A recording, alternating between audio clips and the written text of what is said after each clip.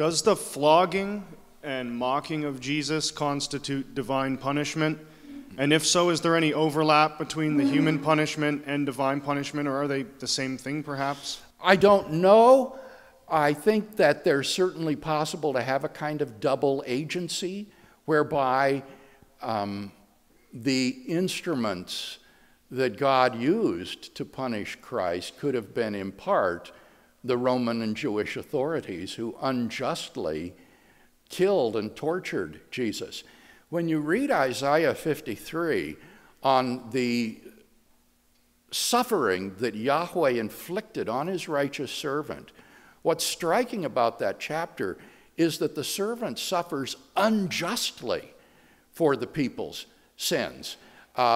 He was righteous. He was God's righteous servant who did not deserve this, but nevertheless, the Lord laid on him the iniquity of us all. It pleased God to crush him, Isaiah says. So it may well be that you have here a kind of double agency whereby the earthly powers that tortured and crucified Christ were instruments that God used to partially carry out this substitutionary punishment.